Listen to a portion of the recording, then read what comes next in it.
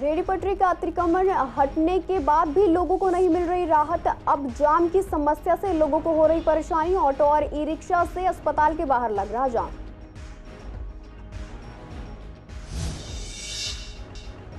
Police ने 4 ठगों को किया गिरफ्तार। 3.5 करोड़ का प्रोडक्ट बिकवाने का झांसा देकर 11 लाख ठगे। मामले में आगे की जांच जारी।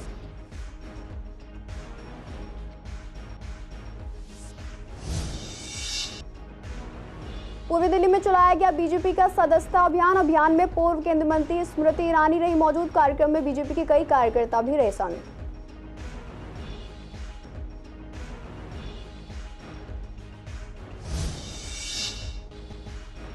गांधीनगर थाना पुलिस ने बदमाश को किया गिरफ्तार। आरोपी के पास से चाकू हुआ बरामद। आरोपी पर पहले से दर्ज हैं 6 आपराधिक मामले।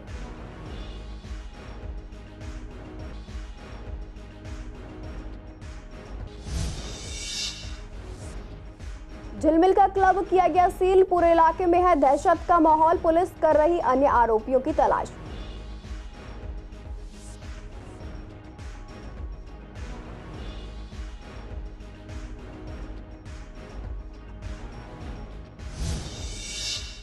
नमस्कार, आप देख रहे हैं सीसीएन लाइव। मैं हूं आपके साथ शिवानी तिवारी। स्वागत है आपका हमारे खास कार्यक्रम पूर्वी दिल्ली खास में। बुलेटिन की शुरुआत करते हैं कुछ खास खबरों के साथ।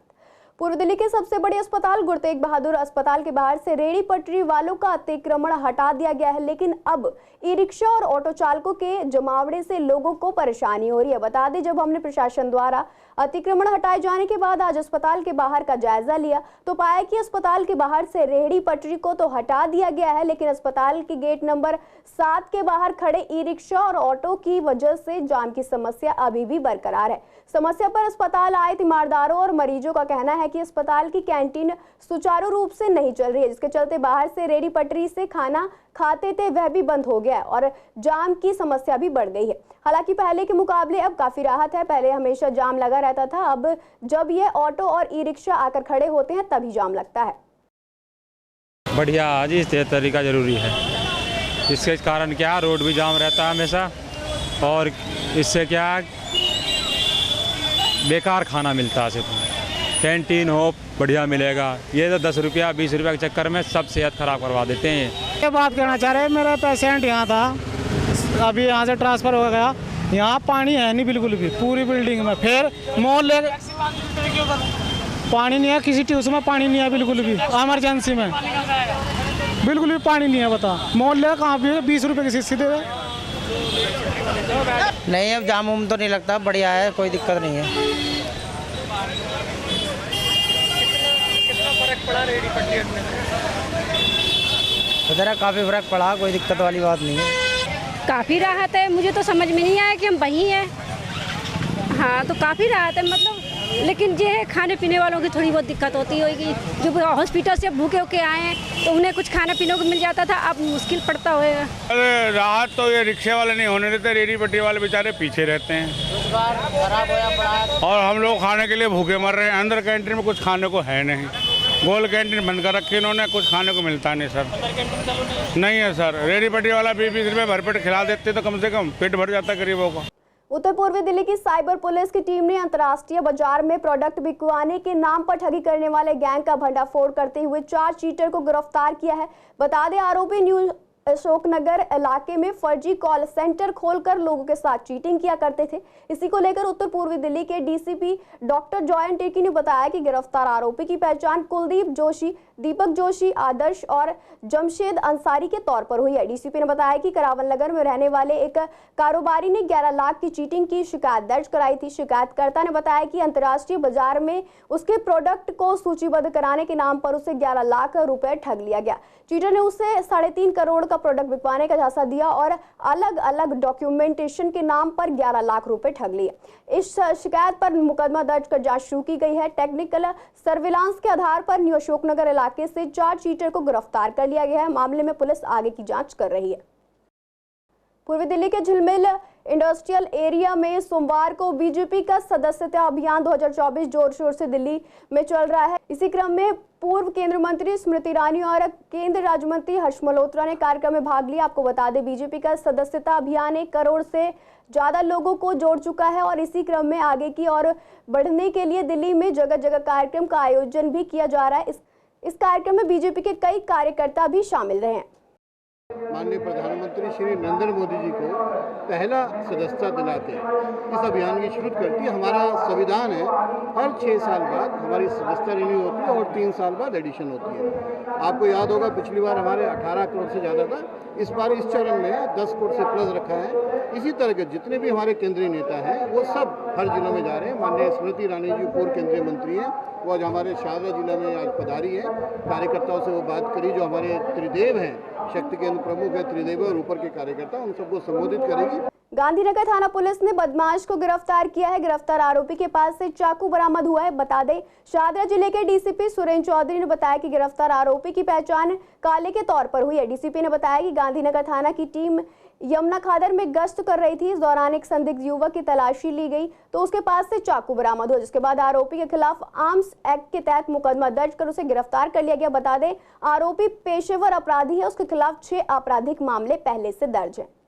सीमापुरी के झिलमिल इंडस्ट्रियल इलाके में दहशत का माहौल बना हुआ है। यहां एक क्लब में फ्री एंट्री को लेकर 10 से अधिक राउंड गोलियां चलाने की घटना हुई थी। इस सिलसिले में एक आरोपी शाहरुख को गिरफ्तार कर लिया गया है। बाकी आरोपियों की भी पहचान कर ली गई है। पुलिस उनकी तलाश में छापेमारी कर रही है। इस क्लब को सील कर दिया गया है। पूरी वारदात का वीडियो रविवार को वायरल हुआ था, जिसमें आरोपी क्लब के एक बाउंसर को घुटने के बल बैठने और युवती को एक और हटने के लिए कहते सुने जा सकते हैं। शाहदरा जिला डीसीपी सुरेंद्र चौधरी ने बताया कि सीसीटीवी कैमरों की फुटेज से आरोपियों की पहचान हुई है। इसके बाद पुलिस ने एक आरोपी शाहरुख को गिरफ्तार कर लिया है। जांच के दौरान पुलिस को पता चला है कि क्लब के 3 पार्टनर हैं, उमेश, इरशाद और डागर। बदमाश अक्सर यहां आते रहते हैं। उनको फ्री में एंट्री से रोका गया तो उन्होंने डराने के लिए गोलियां चलाई। पुलिस बाकी आरोपियों की तलाश कर रही है।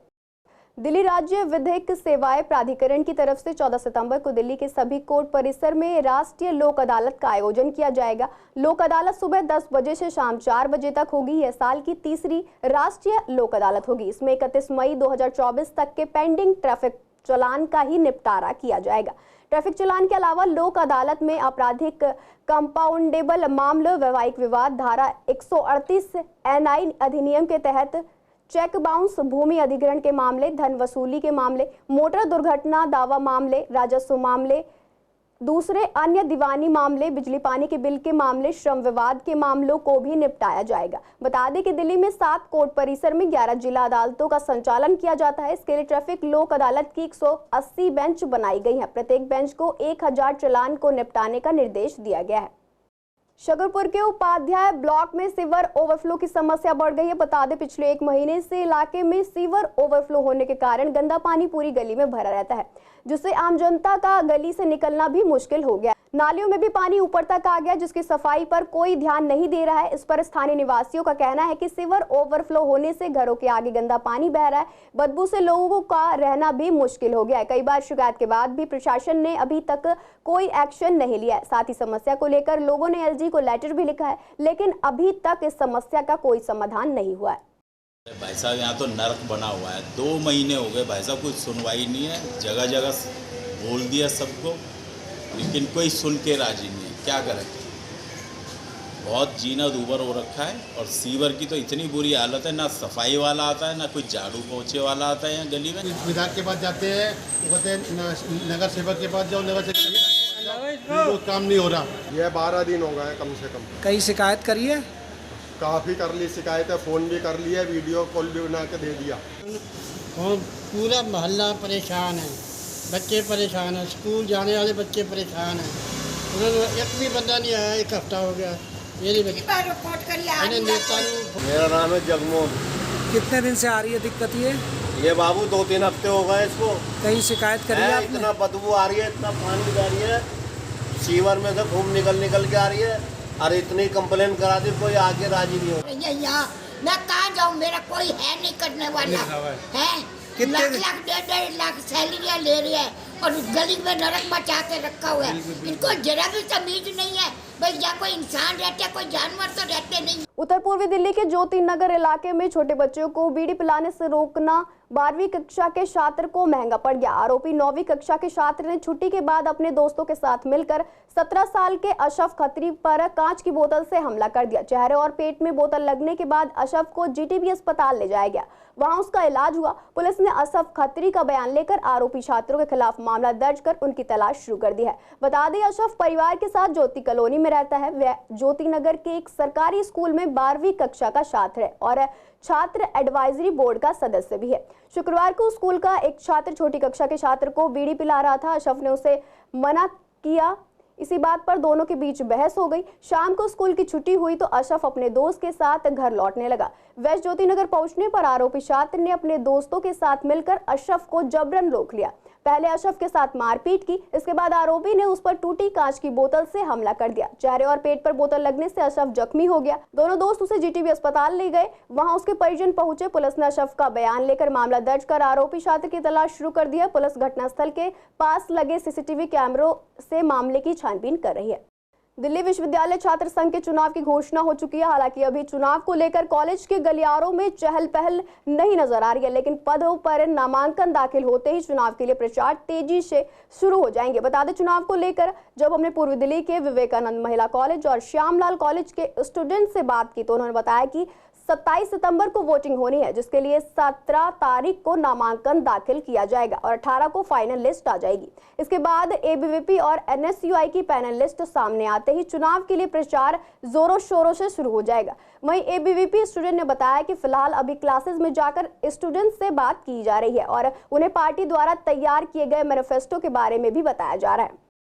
डूसू के इलेक्शन का कॉलेजेस में एक अहम हिस्सा रहता है। इसके साथ ही जो युवक हैं और जो स्टूडेंट्स हैं यहाँ पे, उनकी भी एक खास अहमियत रहती है। हर बार एबीवीपी एनएसयूआई के साथ साथ कई ऐसी छोटी मोटी पार्टियाँ भी होती हैं जो इलेक्शन में खड़ी होती हैं, लेकिन जो पर्चा में कहीं ना कहीं एनएसयूआई और एबीवीपी का ही लहराता है। फिलहाल मैं मौजूद हूँ महिला कॉलेज में और यहाँ मेरे पास काफ़ी सारे स्टूडेंट जो खड़े हुए हैं। कुछ पुराने प्रेसिडेंट हैं, कुछ कैंडिडेट्स हैं और काफ़ी स्टूडेंट्स भी यहाँ पर मौजूद हैं। उनसे बात करते हैं क्या कुछ इलेक्शन होने वाला है, कब से शुरुआत होने वाली है, कौन कौन इस बार कैंडिडेट है। जिस तरह अखिल भारतीय विद्यार्थी परिषद पिछली बार पूरा अपना पैनल लेकर आई थी, इस बार भी वही उम्मीद है और वही बढ़ चढ़ है कि इस बार भी हम ही विजयी होंगे और अपना परचम लहराएंगे। क्या आप लोगों ने कैंपेनिंग शुरू कर दी कॉलेज के लिए? हमने अपनी कैंपेनिंग स्टार्ट कर दी है। हम वही क्लास टू क्लास जाकर कैंटीन में जाकर अपना कार्यक्रम कर रहे हैं।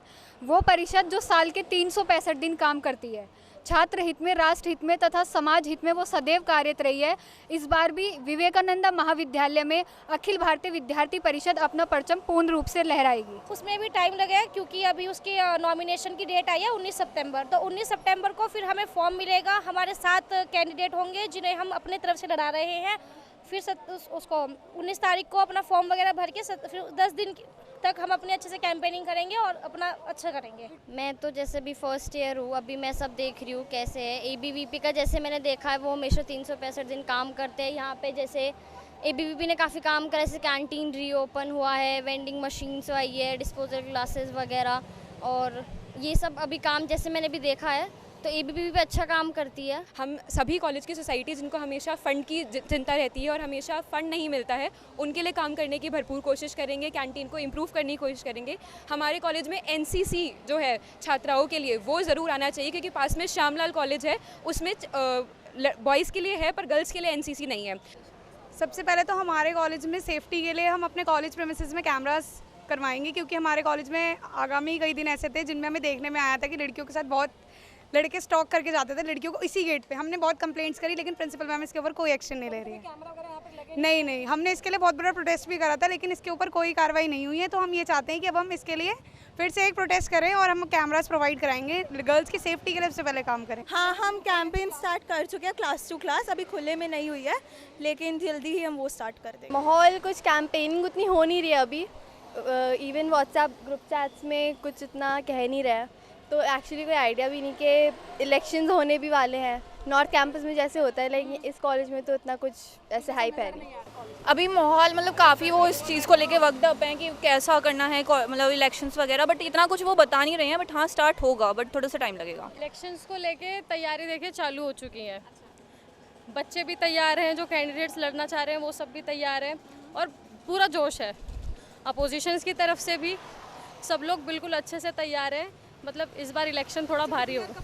देखिए NSUI का एक साफ मोटिव होता है इलेक्शन के टाइम पर आना, एक बरसाती मेंढक की तरह, और उस टाइम पे लोगों को ये बताना ये सब चीज़ें। पर जो ABVP है ना, परिषद का काम है आपका 365 डेज़, वो ग्राउंड लेवल पे रह के काम करता है, चाहे कोविड हो कुछ भी हो। तो यहाँ पे जो शुरुआत है वो हो चुकी है, कैंपेनिंग शुरू हो गई, लेकिन कैंपेनिंग अभी तक खुले में मैदान में नहीं हुई है, सिर्फ क्लास टू क्लास जाके स्टूडेंट्स जो है कैंपेनिंग करें। काफ़ी कैंडिडेट्स यहाँ पे खड़े हैं और इस बार उम्मीद यही जता रही है जैसे हर बार ABVP यहाँ पर जीतती है, इस बार फिर से जो है ABVP ही जीतेगी। लेकिन कहीं ना कहीं NSUI भी टक्कर देने में कहीं पीछे नहीं रहता। लेकिन देखने वाली बात होगी कि 7 तारीख को जो इलेक्शन होते हैं उसके बाद जो नतीजे आते हैं वो किसके पक्ष में निकल कर सामने आएंगे। कैमरा पर्सन ललित कुमार के साथ सोनिया शर्मा, CCN। 7 सितंबर से गणेश चतुर्थी के पर्व की शुरुआत हो चुकी है। जगह जगह घरों और पंडालों में भी गणपति बप्पा की स्थापना हो गई है और आज गणेश चतुर्थी के तीसरे दिन भी भक्तों में काफी उत्साह देखने को मिला। बता दें, गणेश उत्सव को लेकर सीमापुरी और झिलमिल में भी पंडाल बप्पा की मूर्तियों से सजे हुए हैं। गणेश उत्सव को लेकर आयोजकों का कहना है हर रोज भगवान की पूजा की जा रही है, जिसमें भारी संख्या में श्रद्धालु भी मौजूद रहते हैं। आगे उन्होंने कहा कि 2 दिन पहले गणेश जी की स्थापना हुई और इनका 15 सितंबर को विसर्जन किया जाएगा। वहीं यमुना घाट पर विसर्जन करने पर रोक है, इसलिए CBD ग्राउंड के आर्टिफिशियल तालाबों में गणेश जी का विसर्जन किया जाएगा। क्या नाम है, ट्रैक्टर पे लेके जाएंगे और ये है ना CBD ग्राउंड, वहाँ विसर्जन करेंगे। माहौल ठीक रहता है, पूरी कॉलोनी के मिलके सब सही से मनाते हैं। कभी 100, 150, 200 भी हो जाते हैं। पूजा मतलब होती है, ये हम तो खड़े बिहार के हैं, जैसे मद्रासी जितने भी हैं अच्छी पूजा करते हैं सारे। आरती बहुत बढ़िया होती है। हाँ, डेली प्रसाद, सुबह शाम का प्रसाद, और दिन में कोई माथा टेकने आ गए तो उनको भी हम प्रसाद लेकर ही भेजते हैं, बिना प्रसाद के नहीं भेजते। फिलहाल के लिए बुलेटिन में इतना ही। ऐसी तमाम अपडेट्स के लिए बने रहिए CCN लाइव के साथ।